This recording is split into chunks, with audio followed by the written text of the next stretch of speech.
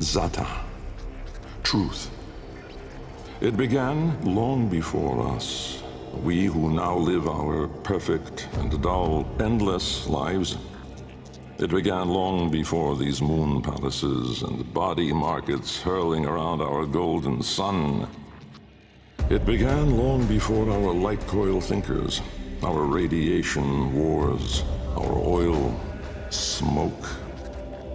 It began with us, the continuity and its twin, wanderlust. The need for unseen shores deep in our marrow. No judge, jester, queen, or king can escape this old blood. We are nomads, eternal. And when no ocean, mountain, or sky could contain us, our gaze hungered starward. Afar, they mocked us with their brittle light, winking and jeering like dangling iotons, forever out of reach, illuminating the truth. Immortal as we are, we die with the sun. That's where I come in.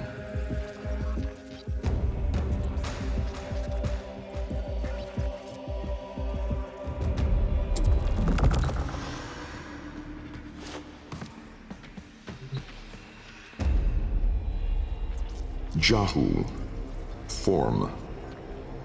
My departure was a day less than any other. When I stepped inside the bell, I saw no crowd through its seriglass, no skeptical onlookers, no regal send-off. They all had given up on me and my paradoxical formulations. The wasted years had all shown the void to be just that. Nothing. No energy, no entanglement, no form. To spacefaring ambitions, a dead end. On the day, my laboratory was mostly vacant of witnesses, most of all of expectation. Only my sluggish attendants, my sagacious Kavat, Kalimos, and of course my daughter. I had raised her alone, but with inconsistent vigor. In those eyes, her mother's, I did see a terrible reflection of a man that did not exist. A brave and principled man about to make history. In truth, he was a void himself, an outcast, a joke, a nothing. Driven by my humiliation, failure had made me bitter and reckless. I would dive into the depths myself to prove them all wrong. I gave the signal. My daughter grasped the lever. Kalemos then belted out a desperate, rasping growl. But it was too late.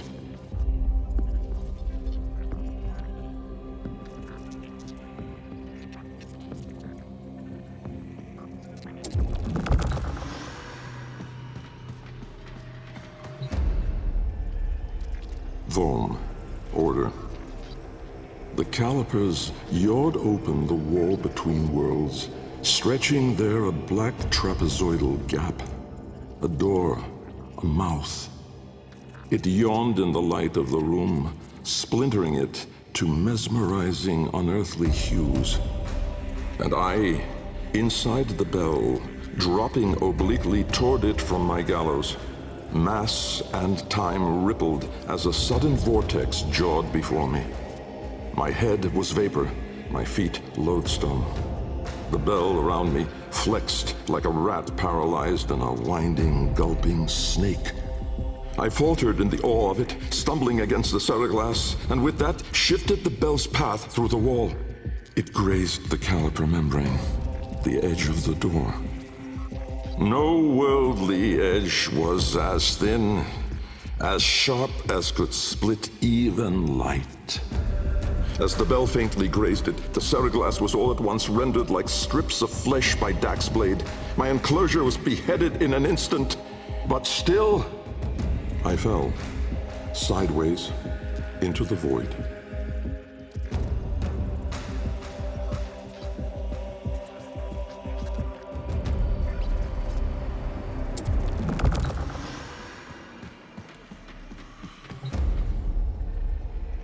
Thas.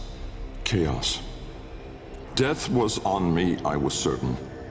I was face down, eyes clenched, my heart pulsing the last of its seconds, and my lungs burning the last of its air. A sudden nostalgia gripped me. I grasped desperately for memory of a storm just past, the fumbling pitch of a child's song. Yet all these thoughts seemed to steal away from my mind like smoke through a vent. I would die empty. I then became aware of another sensation, physical, a web of pain, needles itching into my arm. At once I realized I was alive. Laying in the bell's shattered ceraglass, I groped the ground, warm stone, the floor of my laboratory. So, I had never left. And so, I had failed. Again. I heard a crunch alongside me. Someone stepping through the shattered glass. With great shame, I gasped and rose my head to face my daughter above me. But as I opened my eyes, it wasn't her. It was me.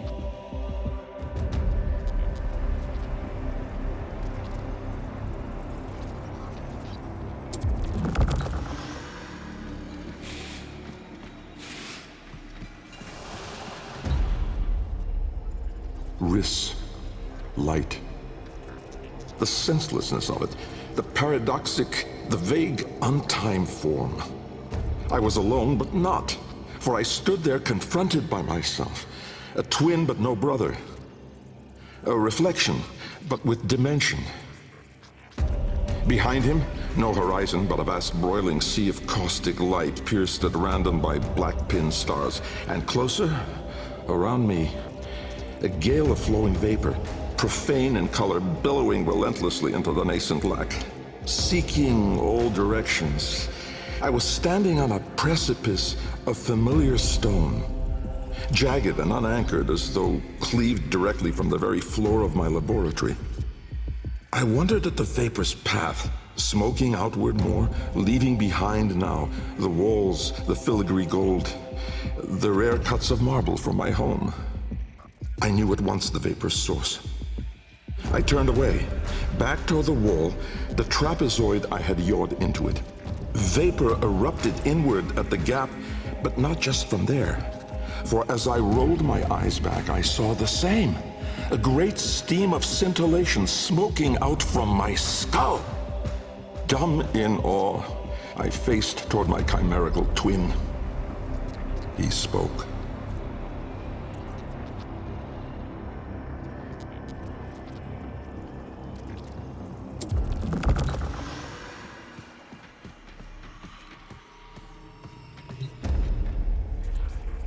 Kra, time. An old name, unspoken in the centuries since my mother reared me. A soft hiss, soothing as a viper's gaze. Little Bengal. The other me reached out, offering his hand, gliding toward me without moving, as though the distance between us was now collapsing. A confusion, most euphoric, filled my mind.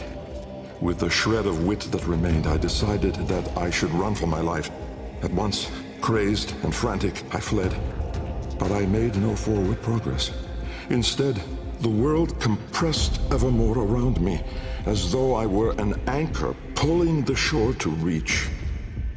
When I arrived at the door, or rather, the door arrived at me, I howled, hurling myself inside, out. And then and there I was, lost and unlost, howling on the floor in harmony with my wretched Kalimos, lacerated in flesh and heart, scattered as the bell glass, spilling blood and stomach on the cold stone floor. But I sensed the other there, at the wall's breach behind me, reaching still. I screamed, but my voice was gone. Forever. I looked, but my eyes would never see again. I swept my fist across the floor, snatching broken shards, and in gripping tightly, I filled my hands with ink. Close it I wrote...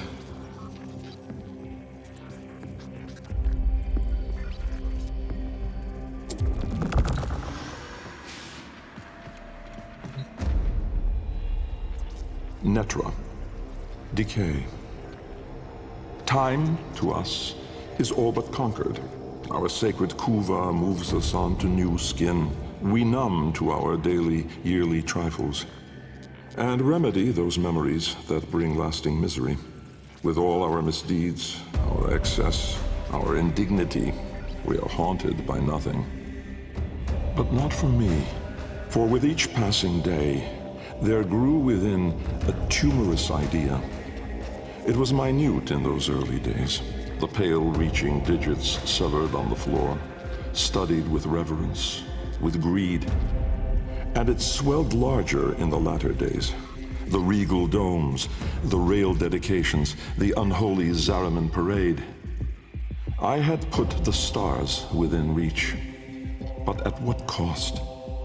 I never spoke of him, that man trapped in the wall.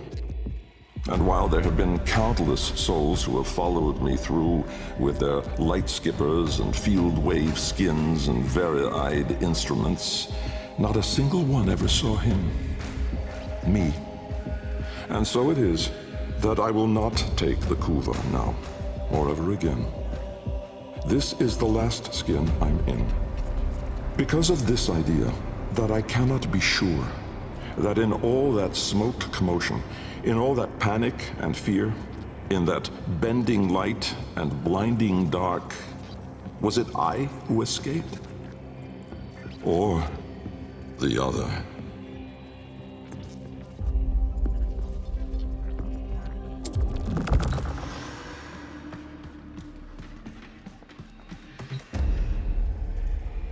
Loke, void. From brooding gulfs are we beheld by that which bears no name. Its heralds are the stars it fells, the sky and earth aflame. Corporeal laws are unwrit as suns and love retreat. To cosmic madness, laws submit, though stalwart minds entreat. In luminous space, blackened stars they gaze, accuse, deny. Roiling, moaning, this realm of ours in madness lost shall die. Carrion hordes trill their profane accord with eldritch plans. To cosmic forms from tangent planes, we end as we began.